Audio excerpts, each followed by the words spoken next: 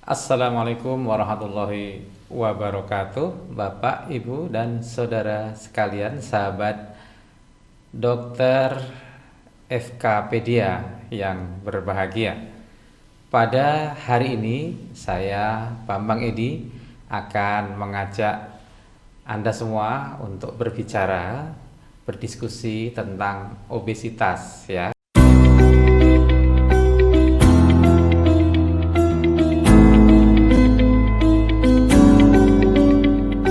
Bapak, Ibu, dan saudara sekalian, sahabat dokter FKpedia yang berbahagia, pada hari ini saya ingin mengajak Anda sekalian untuk berbicara tentang obesitas, ya.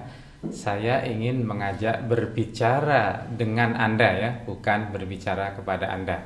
Oleh karena itu, sebelum lupa, saya ingin sampaikan pada Anda semua, kalau nanti ada komentar, silakan tulis di kolom komentar di bawah ini, atau jika tidak berkenan, silakan DM ke akun ini. Kita akan bicara tentang bahaya, ya, obesitas. Ada 5 bahaya obesitas yang ingin saya sampaikan pada kali ini, ya. 5 bahaya obesitas. Yang pertama adalah gangguan metabolik. Yang kedua adalah timbulnya gejala atau penyakit-penyakit kardiovaskuler yang sering menyertai.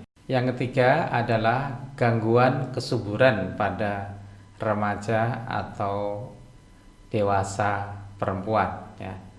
Yang keempat adalah kerentanan terhadap penyakit infeksi, ya.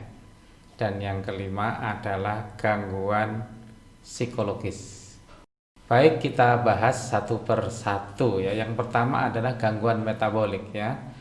Memang tidak semua yang gemuk itu mengalami gangguan metabolik. Tidak semua tentu. Semakin gemuk, semakin besar indeks massa tubuhnya, gangguan metaboliknya cenderung lebih mudah terjadi. Gangguan metabolik apa yang saya maksud? Yaitu adalah dislipidemia, ya, gangguan kadar atau peningkatan kadar kolesterol, ya, lemak tubuh, trigliserida.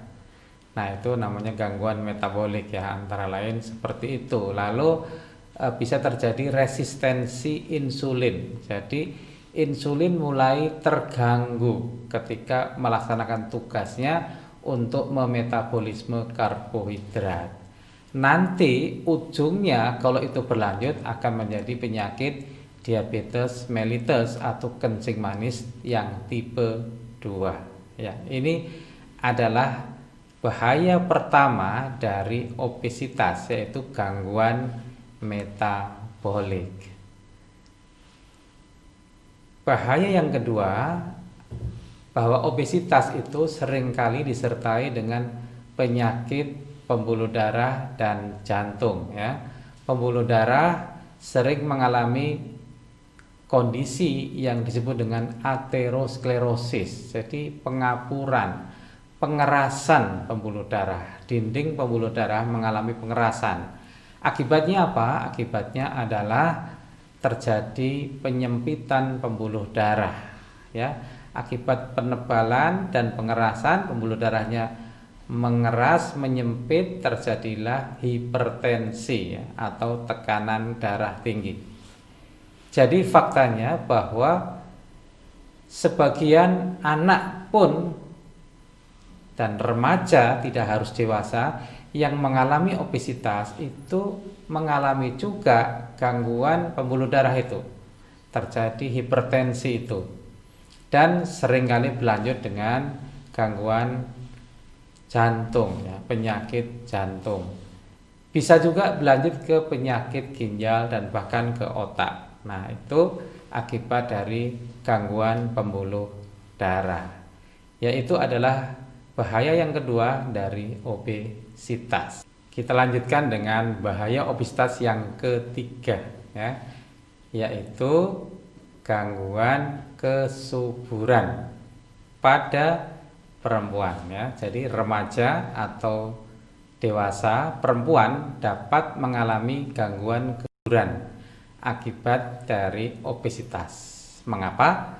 Obesitas sering menyebabkan terjadinya PCOS ya, jadi Polycystic Ovarium Syndrome atau sindrom ovarium yang polikistik.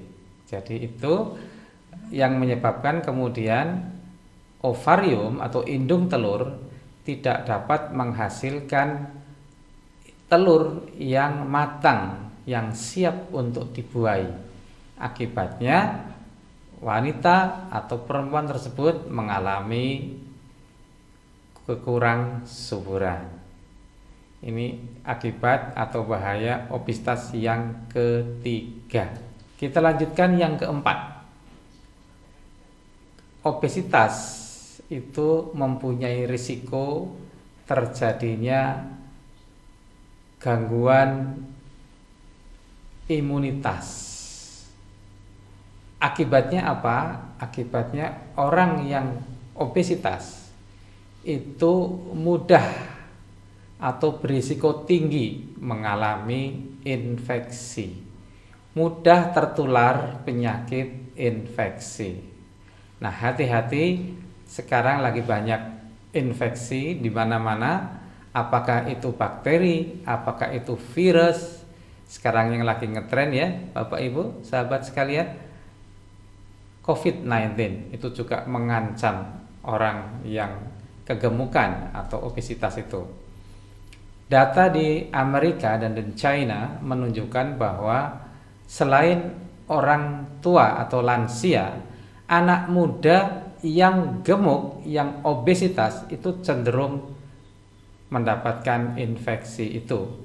Juga cenderung ketika terinfeksi cenderung mengalami kondisi yang lebih berat daripada yang tidak obesitas, sehingga sebagian yang masuk ke ICU selain lansia adalah anak-anak muda, pemuda, dan juga dewasa muda yang juga mempunyai komorbiditas obesitas itu. Jadi obesitas merupakan komorbiditas, salah satu komorbiditas suatu keadaan atau penyakit lain yang menyebabkan luaran atau akibat dari penyakit COVID-19 itu menjadi lebih berat.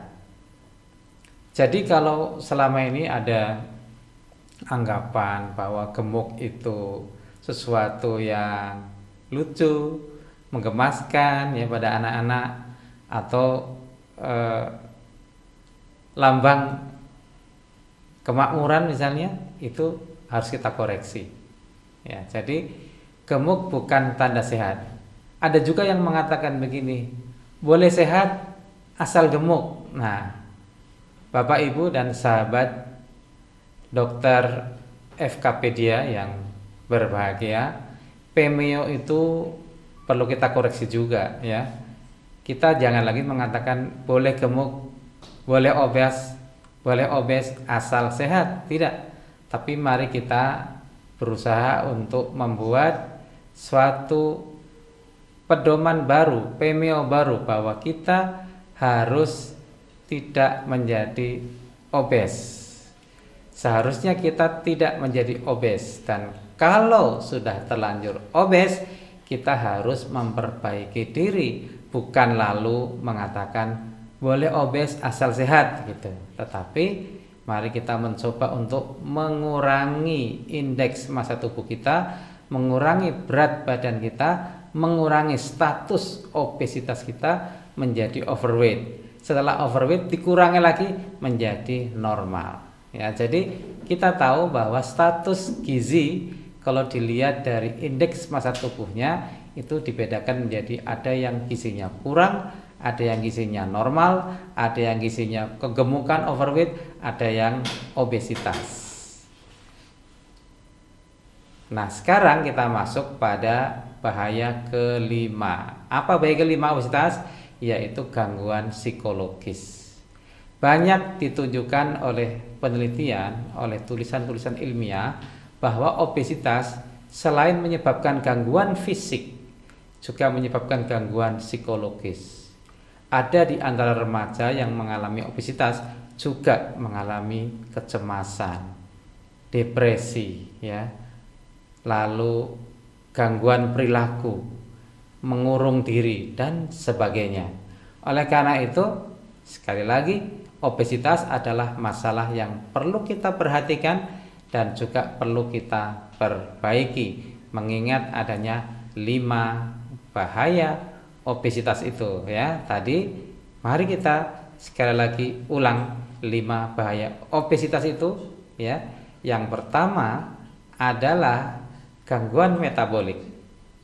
Yang kedua adalah penyakit kardiovaskuler. Yang ketiga adalah gangguan kesuburan. Yang keempat adalah rentan terhadap infeksi, dan yang kelima adalah gangguan psikologis. Mudah-mudahan 5 bahaya yang sudah saya sampaikan ini dapat dipahami dan membuat kita semua, Bapak, Ibu, dan sahabat dokter FKpedia lebih waspada terhadap masalah obesitas ini. Terakhir, pesan saya sekali lagi, silakan tulis di komentar kalau ada hal yang ingin ditanyakan, atau boleh juga DM ya, direct message kepada kami melalui akun ini. Mudah-mudahan bermanfaat. Assalamualaikum warahmatullahi wabarakatuh.